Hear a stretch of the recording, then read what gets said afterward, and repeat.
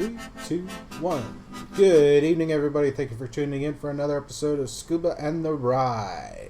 This is, of course, Scuba and Ry Guy. Ry, what you been up to, man? Just busy with life. Busy with life? Anything Yes. interesting? Anything interesting? I managed to find a game I didn't even know I had in my drawer. Oh, really? Watch Dogs 2. Watch Dogs 2. Yeah. Still in the wrap? Yep, because I buy things and forget. That's what happens. Watch Dogs 2 wasn't bad. That was the one in San Francisco, Yep. right? Or Yeah, San Francisco. I got it to install, and then hopefully I'll check it out sometime this week. Nice. Anything else? Nothing except for some adventures at the movie theater. Oh, really? Yeah. Well, what about, I thought I saw something, caught a local baseball game Yes, over with yesterday, the Norfolk. my brother got Is it the Norfolk Tides or the Hampton Roads Tides? It's the Norfolk Tides. Norfolk Tides, okay. I think a few years ago they wanted to change the name, and it's like, okay, this is even more confusing. But Oh yeah. Well, fun fact: they used to be called the Tidewater Tides way back in the day. Right. Don't remember when they switched it. Probably was a baby, but I know they switched it at some point. Oh man, that had to have been a hot minute. So, how was the game? Game was good, but they lost. Eh. I got me my beef dogs, got me my drinks. It's a good night. Let's see. Well, I think probably one of the biggest things is started working on the official studio for where we're going to be doing this. In fact, we're in here today. As you got, since it's audio, you can't see, but be glad. For us in here, it's a little bit of mess. Entrapped by garage stuff, miscellaneous. Dot. Yeah, the plan is definitely make this a full studio, new lighting, climate control, all that. Hopefully the acoustics aren't too bad as we listen to it, but this will be kind of where we are, where we'll do our shows. Because I think last week, some people got a little upset. We were a little loud, or I was a little loud. I don't know. I'm always loud. You get me rowdy or on a good topic, I just go. Yep, that always is a good thing. Let's see. Haven't really done much. Did go to the movies. Saw Dark Phoenix, which we're going to talk about here in a few. Did some board games. Played a round of Eldritch Horror with some friends, and so jump right in. First thing on our list today is the weekend movie reviews. So what do we have? What do we watch? Okay, so I got to see two movies: Secret Life of Pets 2 and Dark Phoenix. Okay. Just a quick overview on the Secret Life of Pets 2. Very fun, good sequel. It continues the life of the pets when people aren't watching. The really cool thing that I liked is they used 3 stories. They followed 3 different stories. Oh, really? That kind of interwoven near the end. So you get to see 3 different scenarios with the characters. So Max goes out on the farm with Duke. Gidget is trying to protect the toy from these crazy cats. And then you have Super Bunny. Save the day. That was a little wacky, but everything can happen in an animated film, but it's definitely. So how I noticed from some of the previews and whatnot that Harrison Ford has a role in this film. Is it His dog is named Rooster, and he's pretty much awesome. That's all you can say. It's just Harrison Ford as a dog. Badass brawn, and you better listen to him. Yes. But family fun. Good for the whole family. I was kind of hoping they would have named the dog Indy, but I guess that might have been too meta. Yeah, that would have. They did name him Rooster, so he's still got a bark and a bite of some kind. Well, calling back to the Indiana Jones movies is like the thing they pointed out from The Last Crusade is they named the dog Indiana, but he always took the name. Very suspicious. So it's like, maybe they should have figured if they named the dog Indiana, that might have been a little too meta. Yeah, and the kids would have never figured it out. Well, the thing is modern anime or animation, not just anime, but modern animation isn't so much toward the kids as it is the adults. It depends on which studio is doing it. So Well, it's this the same was studio that did Shrek and How to Train Your Dragon and Minions, right? yeah, but this DreamWorks, Illumination. Illumination, offshoot of DreamWorks, I thought. Yeah, but yeah, this was a more side to the family friendly. Oh, okay. It's not like like Pixar movies where it's been layered. Adults can see things and kids can see things in the same scene. So Or like DreamWorks with Shrek. oh It's yes, like that was straight up. It's like, okay, kid, you find that funny. Adult, you find that even more so. we know the drill. You will find out in 10 years. Okay, so what did you give it? What did I you gave give that a matinee rating, which is a 3.5 out of 5 on my scale. it? Okay, okay. What did you feel it was lacking? Um, it was pretty much just they used a lot of like cliche animated tropes with the latter story, the one with the bunny. It's pretty obvious. There wasn't really much of a story. It's just a continuation. So it's pretty much like part two. Okay. Like it took one, just kind of continuation. There was no real like development, but it was fun. You know. I mean, is that something? So is that's what kind of knocked it down was the lack of substantial Like story? true progression of a sequel. Okay. Like they just kind of like, let's just take the first formula, kind of drive up the comedy, and then just see, make people What laugh. makes a good sequel?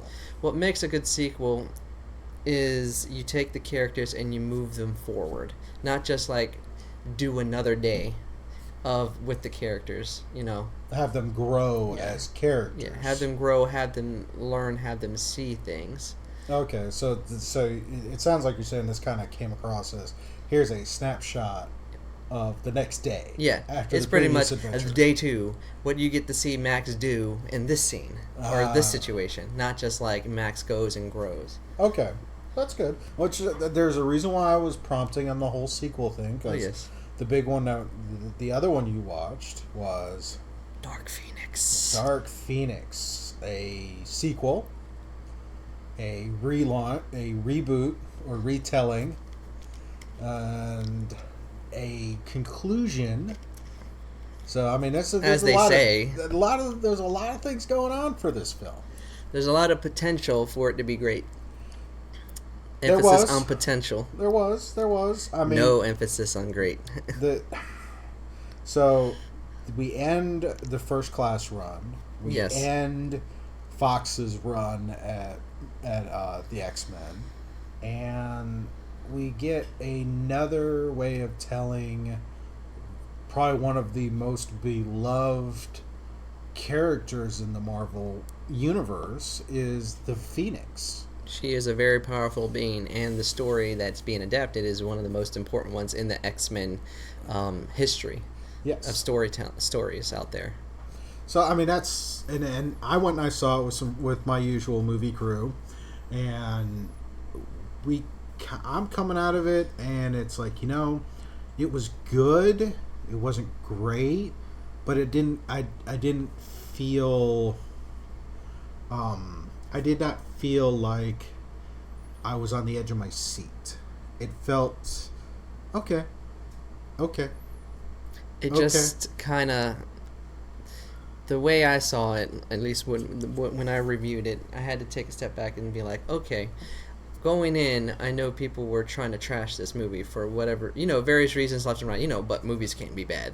Not mistaken, there can be some bad movies, Last Airbender, but We will not discuss that. so I go in to the movie, and like any movie, I go in and I leave my expectation at the door. Every movie I go in, I hope to get some kind of enjoyment out of it. Coming out of it, it was not the dumpster fire that people were saying, but the movie was just bland and basic from beginning to end. I felt it was really lacking on a script.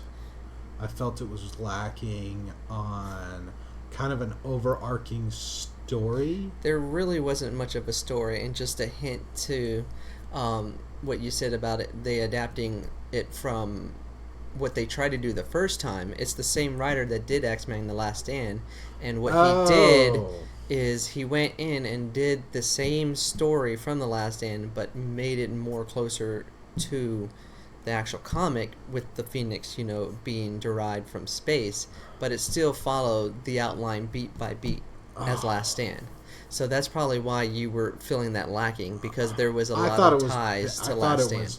And I walked out of it thinking it was better than Last Stand. Oh, it is better than Last Stand. Okay, well, I'm glad we could agree on that. And most of my friends, most of the people I watch with, they all agree as well. Yeah. It was better than Last Stand. No, another thing that kind of felt jarring was, and so this was in the preview, so we all kind of see, Phoenix coming through as a cosmic entity, but then we also have to remember, and then it seems like it totally ignored Apocalypse. You hit it on the nod, because that it's is like, one big plot hole conflict. Is the fact is, spoiler, at the end of Apocalypse, Jean Grey goes full Phoenix to kill Apocalypse.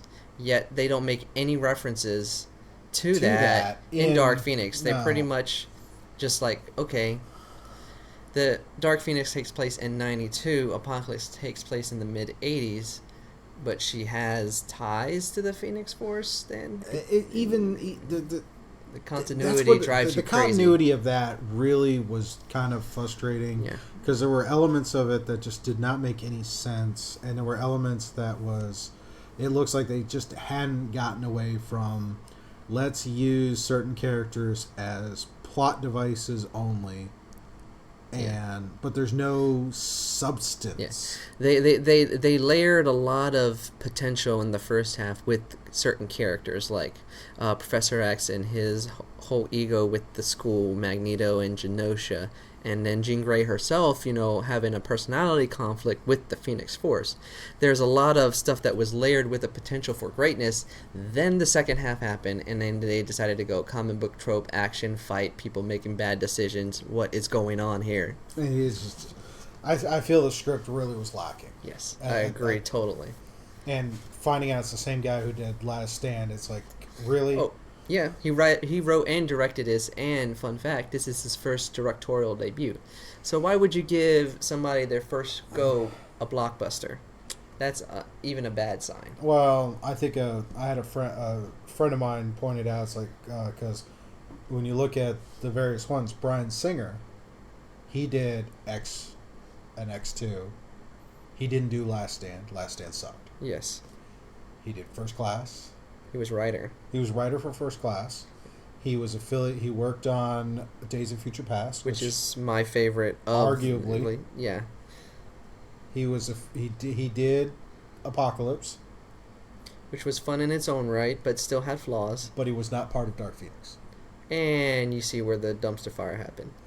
So, and a couple of my friends were also, hating on Sansa, the Sansa and her portrayals. I think she's a much better actress. I think it's, again, for me, in my opinion is, or my humble opinion is, you can't blame the actor for the role, because there are three major contributors to a successful performance. You have the actor's talent, you have the script and the story, and you have the director. If you have lackluster, it's a trifecta. It's always a trifecta. If you can have if you have a good story and a crappy actor, you can tell.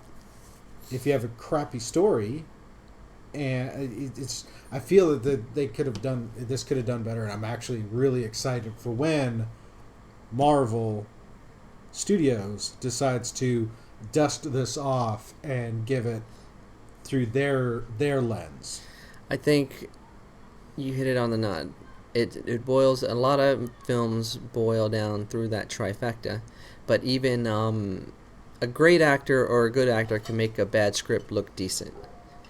But when you have the same writer doing the directing job on a script that is basic script writing 101, you can tell that he had no way of directing. He just had them reading the lines and giving melodrama to the extreme. Yeah, there wasn't a whole lot of room in the script for the characters to have any kind of depth. Perfect example is Jennifer Lawrence in her role, where she was pretty much just walking blindly like a ghost. That could be said for a lot of them. It felt like they just kind of phoned in the performance, not because we know Paycheck is a paycheck. I don't think it's so much paycheck. I think it's really, yep. James McAvoy, you have Michael Fassbender, Jennifer Lawrence. I mean, the guy Nicholas Hoult. Nicholas Hoult. There's I can't remember the actor's name escapes me, but the guy who played Cyclops, he carried Ready Player One. Yeah, Ty Sheridan. It's like, really? I mean, come on. You had all this potential, and it's like really. Really bad script. It is so bad. There's so many things to make it. What made the movie bad was that they layered it with a potential to be great. So that's what brought the movie down. Now, we talked about that, but there are some highlights to it. There are some highlights. I mean, we can't be sitting here just hating on it. I mean, there are highlights. Just wanna hate. Let me hate. No. No.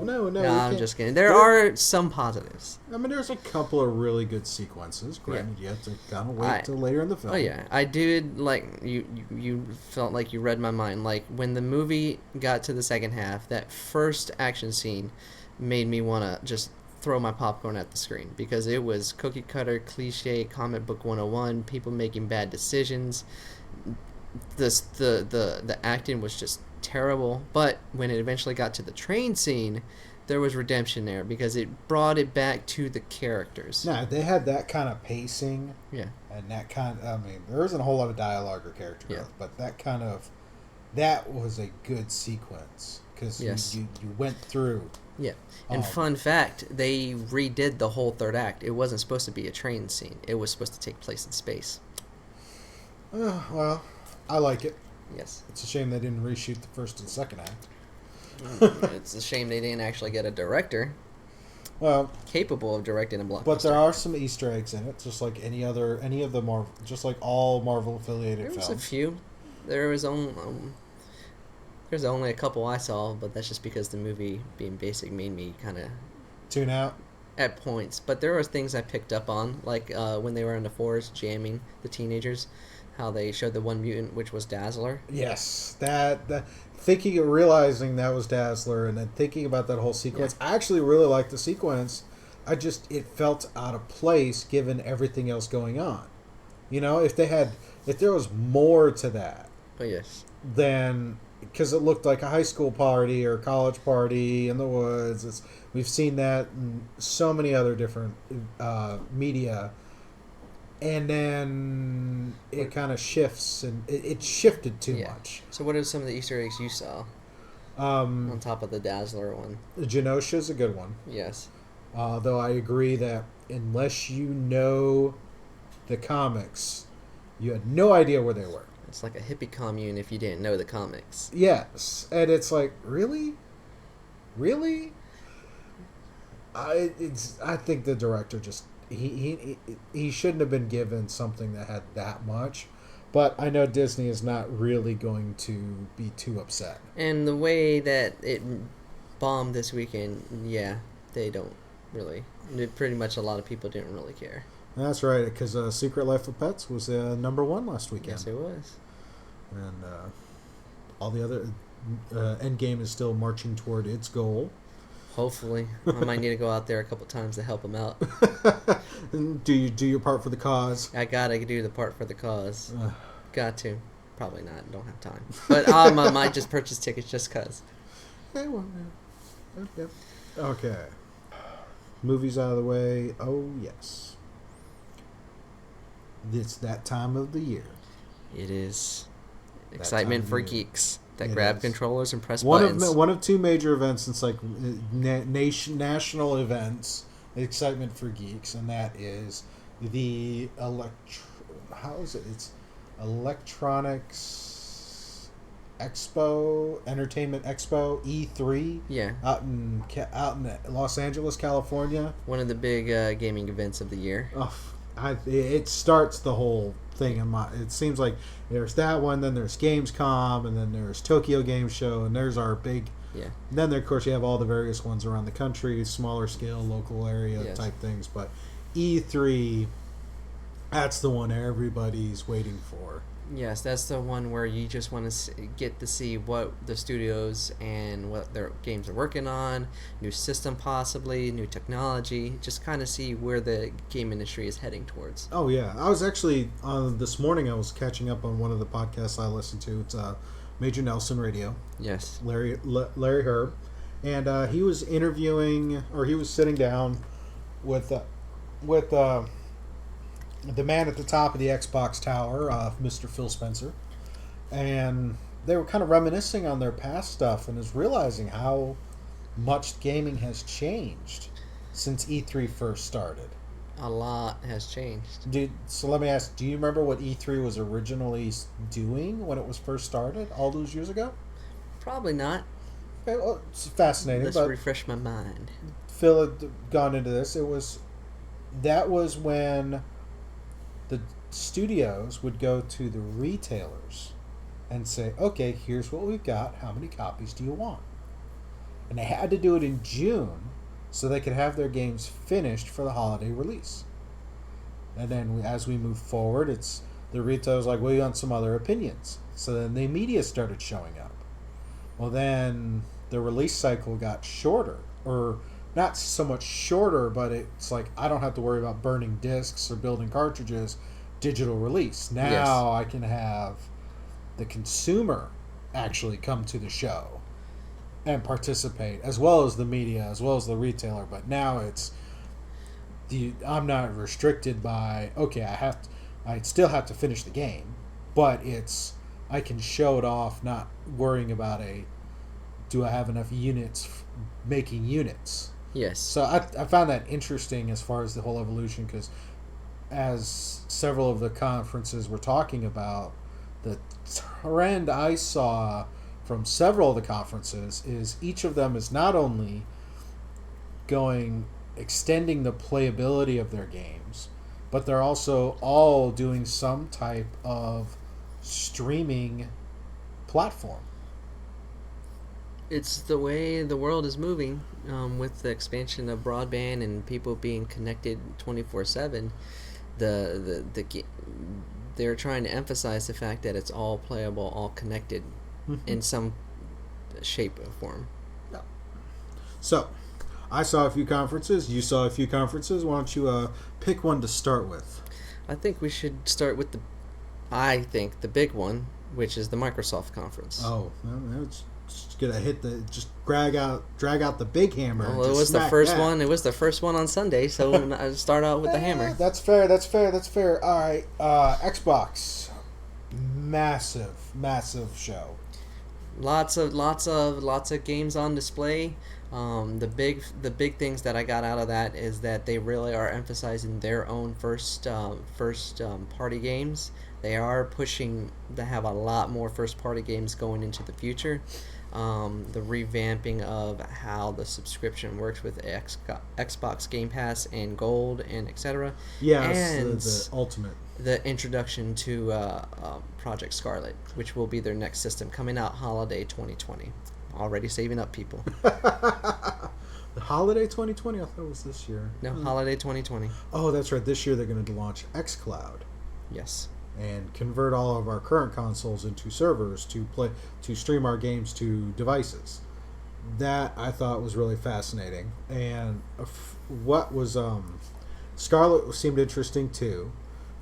The fact that they got into using an SSD drive for RAM.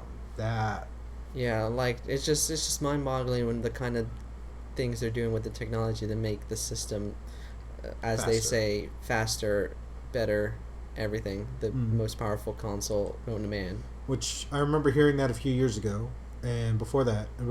So it's like the catchphrase. Oh yeah, I mean, like it doesn't catch me off guard, but I do look forward to seeing what comes next whenever a next gen comes out. So all right, I thought that I was kind of stoked on Project Scarlet. I was stoked on the xCloud. Although I definitely want to learn some more about xCloud, but the Game Pass really caught my attention because they announced not only Game Pass, they're continuing their Game Pass success with the console, but now they're opened it up to Windows 10. Yes. And Then they have their Ultimate, which they bundled it with their Gold. Yes. So now you have a monthly you could do a monthly of like 15 a month, but you get Game Pass and Gold, and for both PC and Xbox. It's a very, very big thing, and it emphasizes the fact that Microsoft is moving towards connectivity on a higher tier. Like they want their player base to be connected, be able to get access to games, try them and or buy them, and connect with people. The one thing that they did drop quite a few times is crossplay. So they are really highlighting the fact that they are in the business to crossplay with other systems. Definitely, because one of the franchises that's always been near and dear to my heart because of just I love the story, I love the original studio, and that is the Halo franchise, and the fact that the original Halo Combat Evolved was a PC game. Yes. As well as on the OG Xbox. They did say the Master Chief Collection is going to PC. Master Chief Collection with Reach coming to PC. That is going to be huge. So which trailers did you like? I know one of the games I am looking forward to was Cyberpunk. So that trailer really got me going. Not the fact that Keanu Reeves came out there, but just the fact that the game does look legitimately good. I was really stoked to see Keanu Reeves. He's such a great guy to see. But yeah, seeing Keanu Reeves was great. All the first party games that are coming out, they did highlight that one game that George R. Martin is working on. It's like a Dark Souls combined with Lord of the Rings. So another open world fantasy epic. They did drop some stuff about the next Gears game, which looks good. Oh yeah, I can't wait. I can't wait for Gears 5.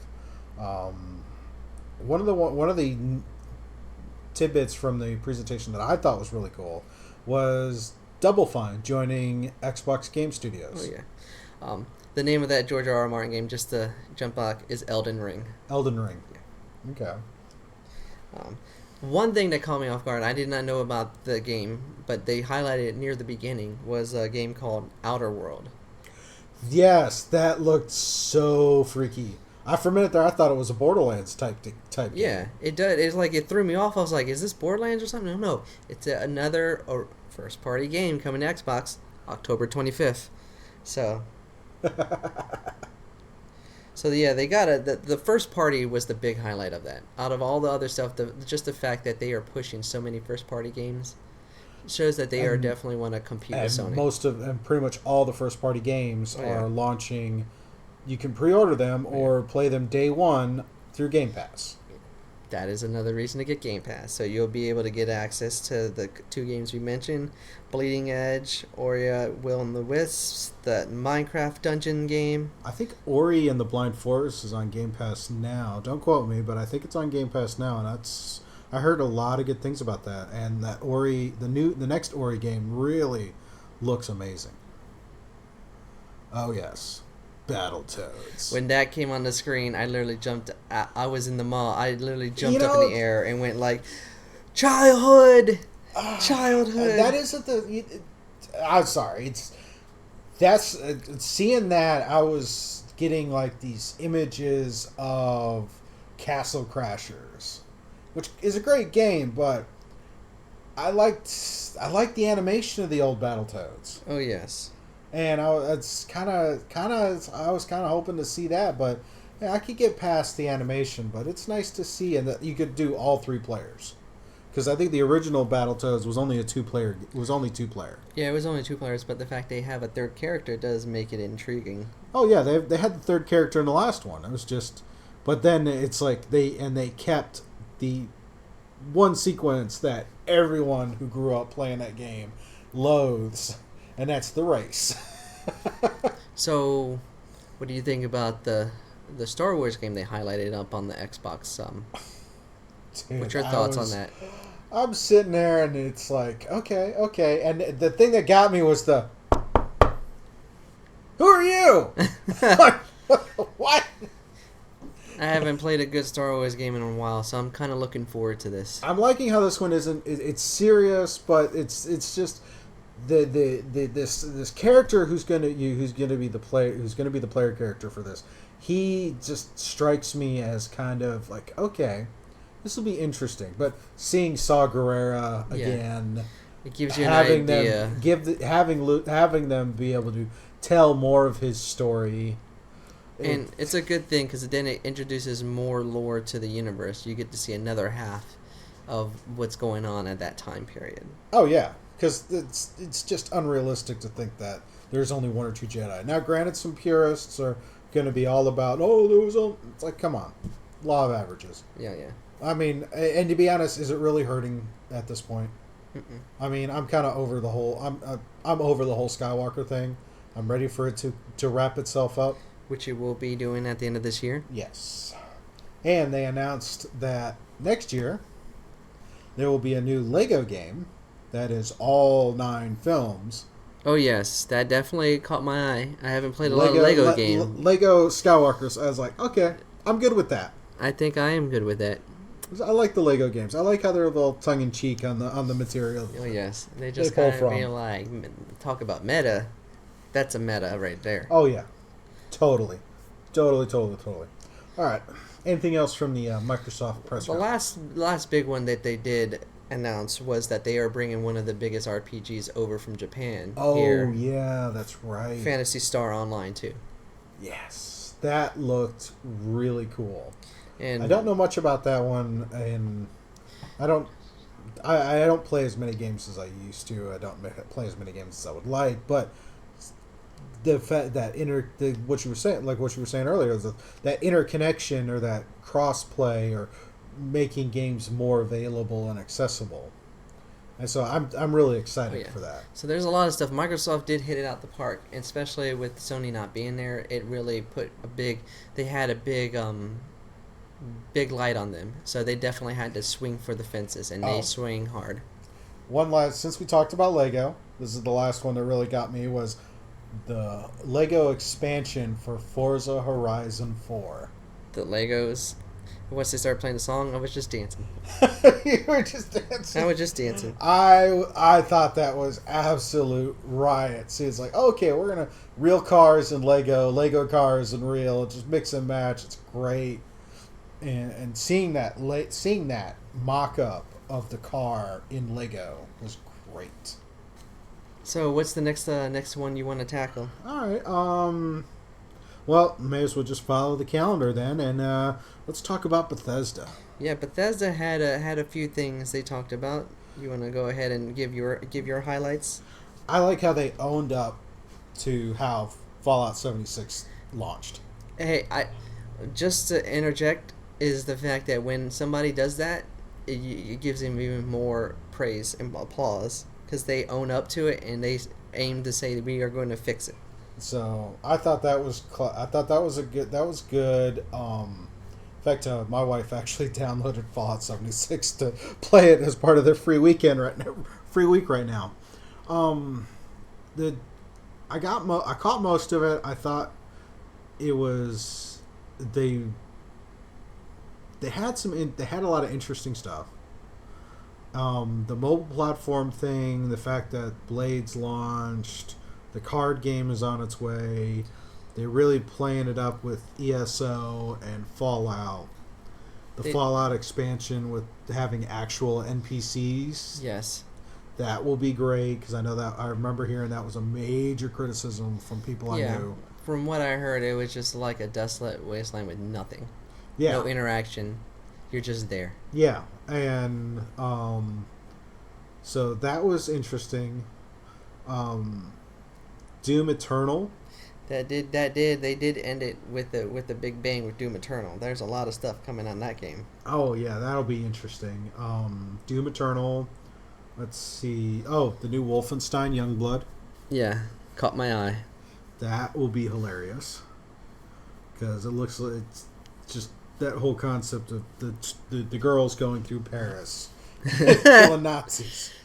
Hey, I'll join them. Let's go kill some Nazis.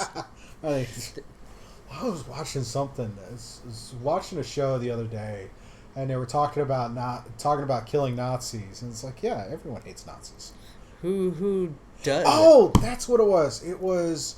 I was watching an episode of Legacies. There you Right? go. I was watching an episode of Legacies, and this particular episode had this necromancer dude in there who's really kind of over the top and flamboyant. I don't know who the actor who played him, but he looked familiar. But he was talking about how back during World War II he had resurrected this group of people to attack Nazis, and it's like, what, you got killing Nazis? And he's like, yeah, everyone hates Nazis.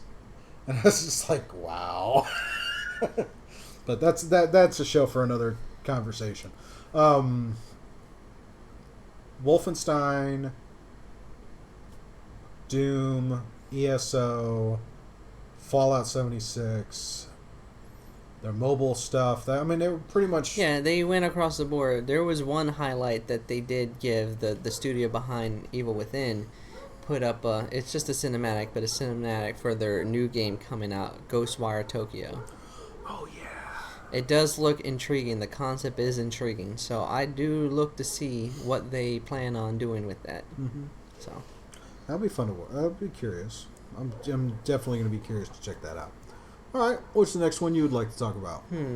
Well, after that, I only caught like bits and pieces of the rest of the other ones. So I only know the highlights from Square Enix and Ubisoft and Nintendo. So Well, which one do you want to tackle first? Well, we could go with Square Enix. Square Enix's was... they started off with the one everybody wanted, which was the Final Fantasy VII remake. There's a lot of people that are looking forward to it, and they actually, They actually have the 3/3/2020. We'll have it. looking forward to 2 Blu-rays worth of content. it's so much. And what came out today was there's no end to the parts and episodes, so there might be a continuation, just like they did with Final Fantasy 15. More stuff to tell. That was the one they announced, the new Avengers game. Woo! And most of that voice cast is stuff watched through Critical Role and a couple other things. So mad props to them. I'm really excited to see how that plays out. So The one thing that caught my eye out of those two big two is a very underrated Final Fantasy game I used to play back in the day. They're remaking Final Fantasy VIII. yes, I did see that. That one was good. That one was definitely more serious before they started to go a little more cartoony for Final Fantasy IX. So, yeah, and other than that, just a lot of remasters and some new titles coming out. Yep, getting a lot of the band back together, as they say it, for some of these titles. It was really interesting. And then Ubisoft's was didn't disappoint either. What were the big highlights for you from Ubisoft? I got to give it, starting off with the Assassin's Creed Symphony. Tell me more. You remember they've done this a couple of different times, but they're actually having a world tour of a 32-piece orchestra Interesting. doing the music from the Assassin's Creed franchise with some video of your favorite moments throughout the franchise. Yes, that was another one they talked about. Watch Dogs Legion. Give me some tidbits on that. I didn't get to catch it other than the fact that I saw the title. Kind of busy. Missed it, people. Here we go. Dystopian London. Interesting. I'm already hooked. So all the stuff that happened in Chicago, all the stuff that happened in San Francisco, this time you go to London, where London is now cracked down. They have all this oversight. And unlike the previous two games, you have DedSec, but with Legion, you actively recruit people to join your crew. So you have like a pseudo brotherhood of some type. Yes, but the thing is I can't speak for Watch Dogs 2 because it didn't really stroke me as far as, because story is great, but sometimes the way they tell the story seems a little too over the top. Oh yes.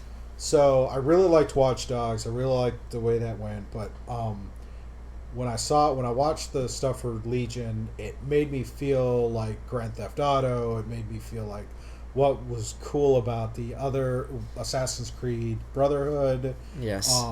some elements of the other Watchdog games. But the idea is that you have this crew. You can you're supposed to profile people in London and recruit them, and you could customize your crew just like you could customize your Brotherhood from that. Since we're drawing that reference, and there's such a wide variety. Like they start out with a guy. He's like they start out with one guy. He ends up getting killed.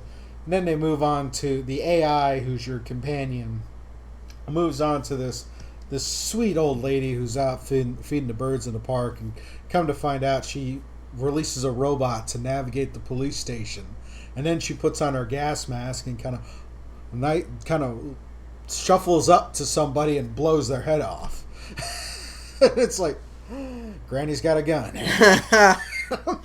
Hey, Granny's got a gun. Granny's gotta have some fun somewhere. But they said like she's a retired assassin. You have like these retired these various spies. It does sound like a very ambitious game. Hopefully they can pull it off. Do they? I'm talk hoping a they do. release I mean, date the for Watch it? Dogs franchise isn't bad. The idea of using the tech, because we're getting closer and closer to that, especially with all our smart home devices. So We're all being hacked. yeah, it's not too far, and it's like they just doing it in London, but what I was alluding to earlier was Watch Dogs 2 didn't really grab me because from what I saw of it, it seemed like the language just a little too over the top. Yes. And I guess maybe it's because I have kids. It's like I gotta think, and like with this show, I'm trying not to be like f this, f that, swear here, swear there. It's like prior military. I've done it. I've been around people who do that a lot. I never really found it all that great. And Yes. I'm kind of to the point. Certain games, if it's a key moment in a dialogue, great. If it makes sense. This goes back to But to just writing. do it, When you write anything, you have to make sure you emphasize the situation and use the right words in that situation. And if the word is applicable, then it makes sense. Just to throw it out there left and right won't make it any sense. The other thing that turns me off to a lot of things is beating on stereotypes, beating on cliches. It's like, really? I thought Watch Dogs 2 had a lot of potential, but I didn't like... something about the way the protagonist was portrayed really turned me off. And because it's like, really? Do you just walking cliches? No, I could be wrong, and that's just... Unless of they course, this is my can opinion. pull it off like in a parody way, like Grand Theft Auto 5, which they have a way of parodying it where it's not in your face, but just enough to dance the line. I guess, even so, I've never been a big fan of that, but they had another Just Dance, which, that's kind of like an annual thing. Yeah, you wanna shake something. Yeah, There's wasn't always an Assassin's Creed announcement. Well, I didn't think there would be because they're still pumping out DLCs for Odyssey. Oh, Division. Tom Clancy games. Gotta talk about the Tom Clancy games.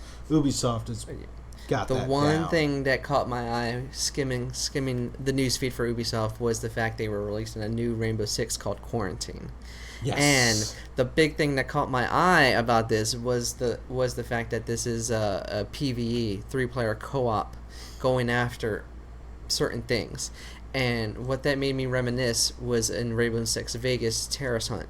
That was one of my favorite modes to play in that game, because if y'all don't know, the Terrace Hunt in the Rainbow Six Vegas games, you team up with a group of people, and you go into a situation having difficulty set certain ways, and you'll go and hunt down the terrorists, and depending on the level of difficulty depends on how smart the terrorists are. So if you move that difficulty up, they will outflank you on purpose and then send somebody out and get you, and then you'll want to throw your controller through the window.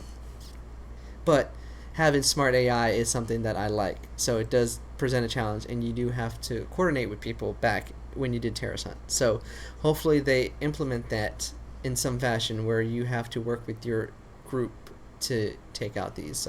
I think it'll be interesting. The stuff for Division 2 They're going to release some episodes. That does sound good to me. And to be honest, the it looks like episode 3, which will release next year, is the one that I'm most interested in. What's episode 3 deal with? I think they're going back to hunt down a certain operative who disappeared in New York. Dun dun dun. I'm thinking It might be. spring or summer in New York, and I'm thinking they're going back to hunt him down. We'll have to wait and see. His story really fascinated me from the first one. There was also the Ghost Recon, the new Ghost Recon game.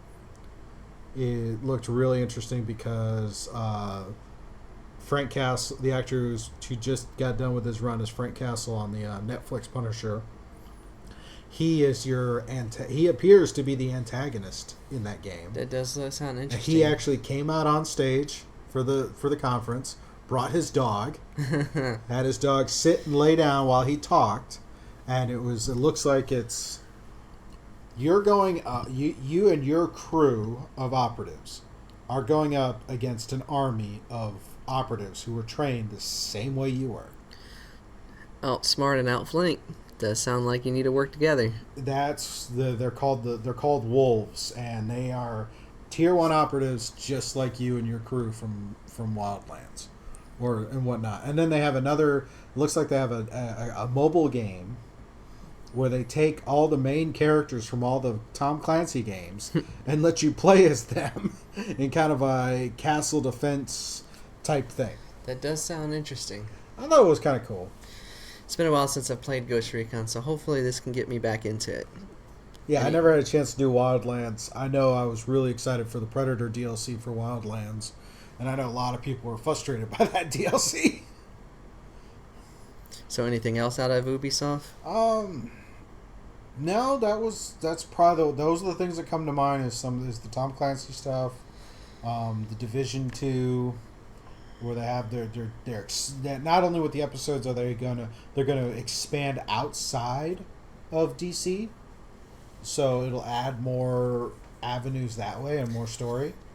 There is possibilities. At least I've only gotten a little bit into Division 2, but if you've looked at the map, they do have possibilities of expanding outward. Yeah, and I think they're going to do these 3 episodes, and then we'll see how they go with anything more. Okay. Or it could be Division 3. Let's stick with 2. Yeah. Flesh it out. Yeah. Don't pull a Destiny 2. One more. Last one was Nintendo. Any highlights from Nintendo that you thought? I honestly did not get the chance to watch that press conference yet, or Nintendo Direct or whatever. Nintendo went and pushed a lot of their first party things, but there are like some big highlights for me. All right. that I heard. One, they're bringing Banjo-Kazooie to Smash, and if everybody knows, or if you don't know, Banjo-Kazooie is a rare property that is owned by Microsoft. So that means Microsoft and Nintendo have an agreement to share a character. But this also highlights a rumor that Scuba brought up not too long ago. What was that rumor? That rumor was looks like they're going to bring Game Pass to the Switch. If they do bring that to the Switch, I mean, there was a lot of things. Like, there was a lot of games that were announced on the various stages, all going to Switch as well. And I found that quite interesting. Okay. That was one of the big things that caught my eye. The second big thing, but I'm not going to get the game, just the fact there's a reason I'm bringing this up, is they're bringing The Witcher 3 to the Switch. I put in a lot of time in that game, so I'm not going to get the game and play it again. But the reason I bring this up as a highlight is emphasizing the fact of how Nintendo Switch is capable of bringing that huge of a game mobile. Mm-hmm. That's the highlight. Because if you've ever played The Witcher 3, that game is massive. And they're not just bringing Witcher 3, they're doing Witcher 3 Complete Edition. That includes both DLC, or 3 DLCs. Yep. Is it 3? Yeah, 3 DLCs. All the content, all the updates, everything. And the last big one, which they didn't show too much, just enough to wet your whistle, is a sequel to Breath of the Wild. one of the best Zelda games ever Well, created. didn't they also announce a remake of Link's Awakening? Yes, they did. They Okay. did. Oh, and there was also a Luigi's Mansion 3. Luigi's Mansion 3, and also Marvel Ultimate Alliance: The Black Order. they're making a sequel to a very popular game back in the day. Yep. I think a friend of mine was upset it was only on Switch and not on like PlayStation. They announced another Mario and Sonic Olympic Games. Animal Crossing won't be coming out till next year, but an Animal Crossing is coming there. Everybody loves that one. Oh yeah, and that's pretty much it. So, what do you think? Good conference this year? I think even with the absence of Sony, it was a great conference. I think it actually was one of the better conferences in a long time, and the reason I say that is because it's every conference had big announcements, actually big announcement with tangible, tangibility. Yeah. Whereas a lot of the times in the past, not every E3, but a lot of times in the past, studios would throw out cinematics for games, and you'll never know when they're coming out. Sony's notorious for that, and that's probably why they pulled out, is because they would just be showing the same stuff over and over, so it'd be no reason to go. But put that aside, there was a lot of big things coming, and that's the one thing I think makes it a great show, is like a lot of great games coming, a lot of things for the future to look forward to, and especially for Microsoft.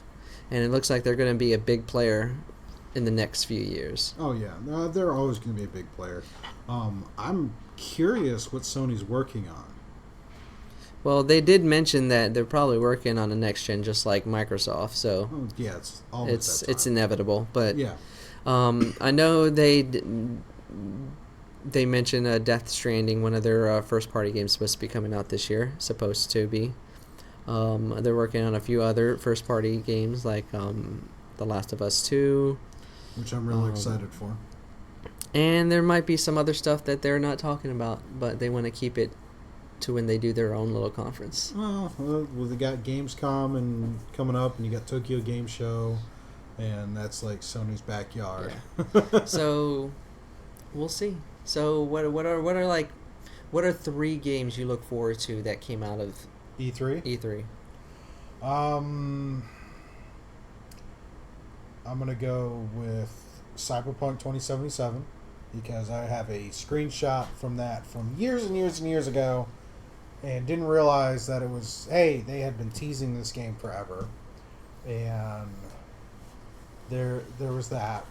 There is Halo Infinite, which I'm really excited about. I'm curious to see how that plays on Project Scarlet because they announced that when Scarlet launches, Halo is the first game that's launching, just like It's fitting back in the OG Yeah. Xbox. It was Combat Evolved that Yeah. launched. It is fitting for Microsoft to launch their new system with the Halo game. It could not go any other way. No, it was great. And Gears 5, some of the new multiplayer ones really seem exciting to me. They have they have the new Horde mode. They have like a battle royale mode, and they have something very similar to what we were talking about with the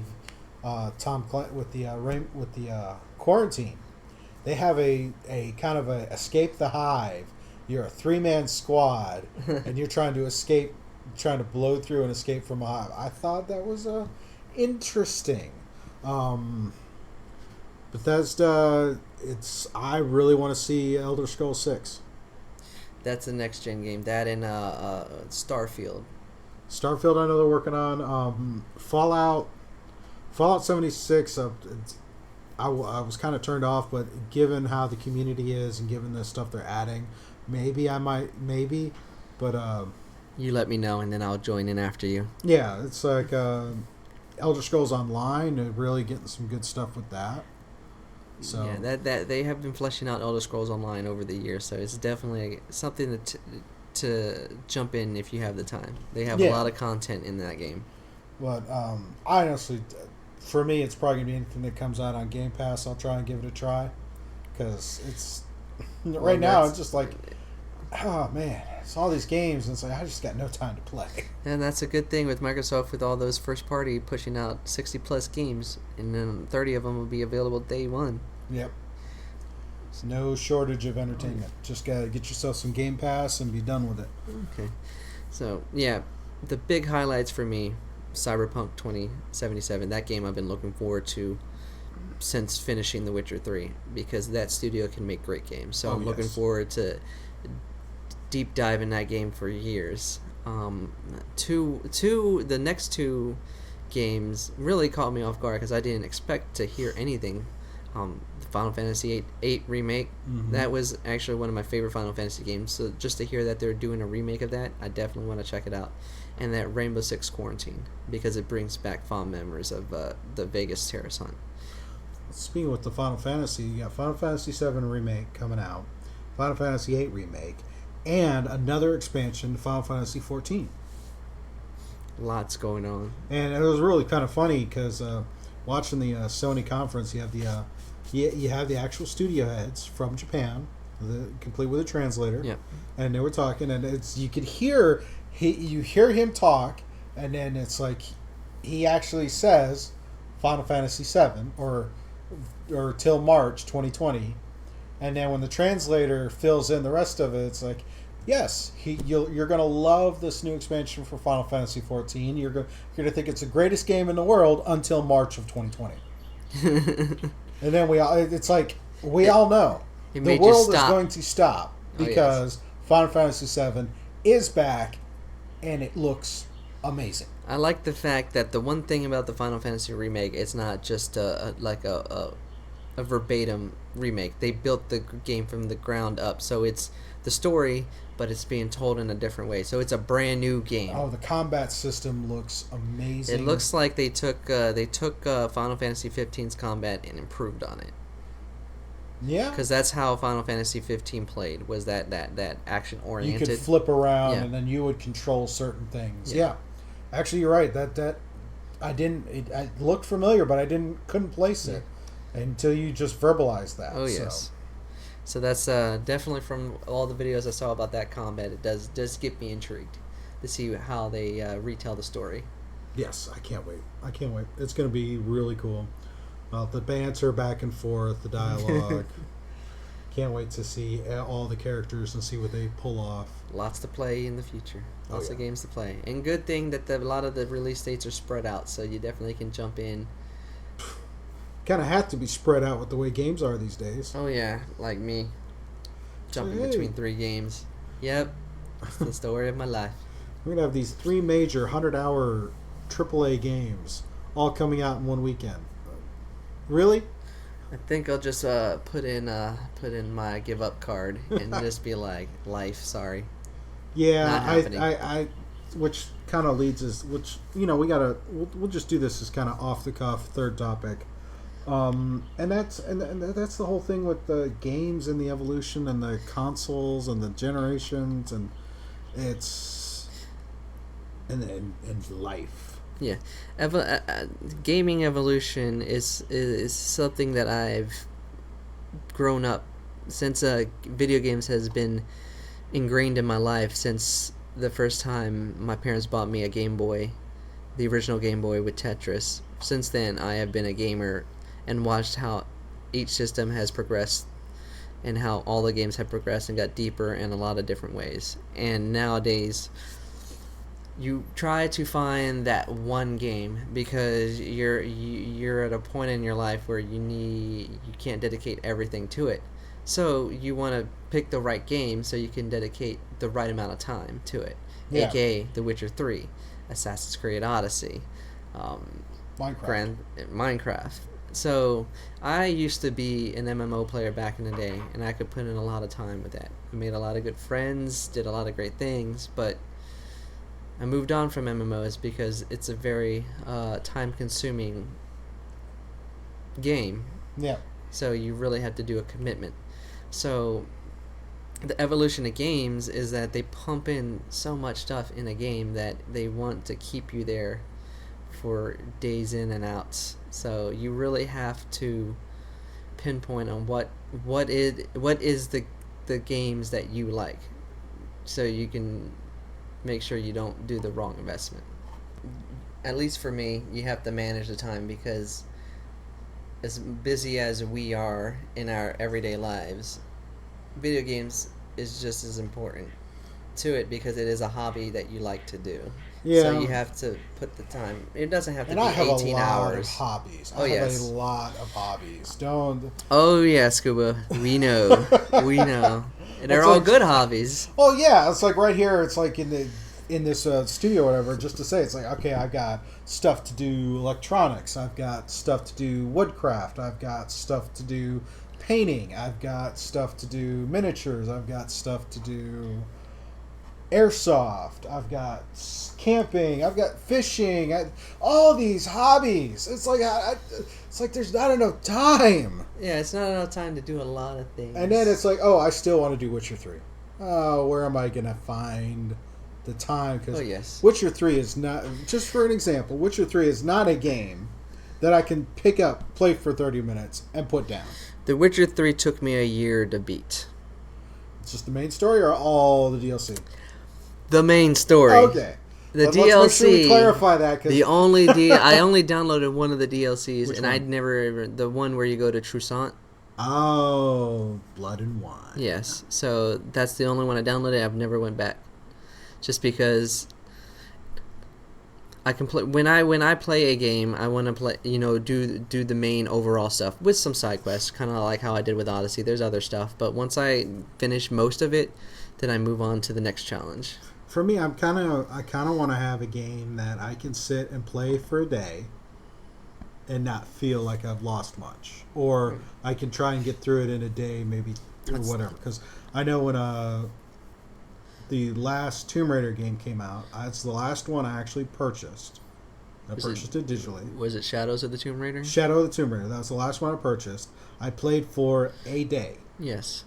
and I haven't been back. Same with me. It's How like, ironic. It's like I love the game. I love the franchise. I love the direction the franchise went with. Going back to the idea of evolution of gaming, I think with how technology pushes everything to the limits, aka like Project Scarlet, it opens the world of possibilities and imagination. So the bigger and faster and the more these machines get, the more deeper storytelling games you're going to get, the more interactiveness you're going to get. So the potential is there. And the fact, at least for me, how I've come full circle with games, when I first started playing outside Tetris, I played a lot of adventure RPGs. Yeah. Then I got into my adolescent age and played a lot of shooters. And then I came back around to playing action adventure RPG style games. Well, don't forget we all have our dabbles into the MMORPGs. Oh yes, I was a Lord of the Rings player for a good decade. And yeah, I did my time in WoW. I earned my I think got my everybody scars touched there. WoW at some point. I did twice, and I could never get into WoW. Sorry, people. Oh, yes, that's something that comes out because it's not so much video game related, but it was on the Ubisoft stage. Okay. And being a connoisseur of TV and movies, I figured you might appreciate this. They had a gentleman come out on stage who happened to be doing a show for a number of years called It's Always Sunny in Philadelphia. I heard a simmering of something. He got with the show creators, and through the Apple TV Plus program next year, they're doing a show very similar to Sunny in Philadelphia, only it's going to be focused on a game development studio who happened to put out the most successful MMORPG ever. And you were going to follow them as they release their first major expansion. Interesting. That does sound like it can be funny. It looks amazing, and it is, again, it's more expanding for all these venues. And it's like, okay, we're going to do, because as he describes it and as they played the trailer, check out the Ubisoft conference, check out this bit. It's a riot.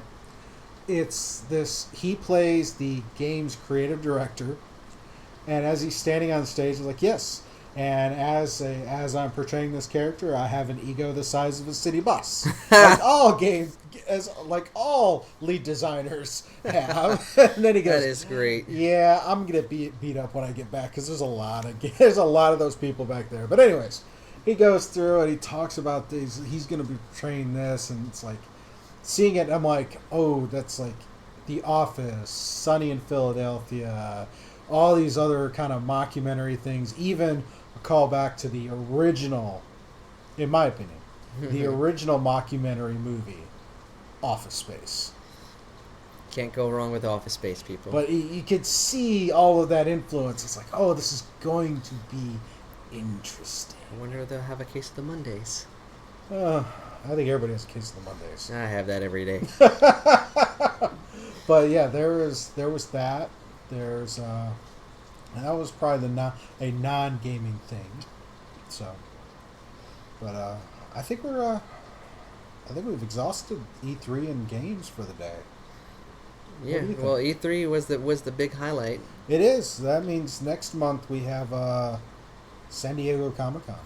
Lots of interesting things might come out of that. Some blockbuster trailers, definitely. Various comic book things, of sure. But I think that's one of those things it's evolved more into the various types of movie releases and comic book related stuff. There's a lot of intertwining. There's going to be some studios not going to be there, but when big studios pull out, that allows for the little guys to come in. So there might be some good smaller things that comes out of the Comic-Con this year. I think there'll be some good panels. I'm curious what Marvel will do. Oh yes, maybe they'll hint at things coming in the future. Maybe acknowledge rumors out there. Maybe not. Maybe everybody's just wrong and they're going in a direction nobody knows. Only Feige knows. Yeah, there's a man's brain to pick. All right, well, I think with that we will wrap this up for this week. Thank you for coming by, Ry. It's always fun. It's always fun. Good talks, good times, good chats. All right. You guys have a good one, and we'll see you on the next one. Peace.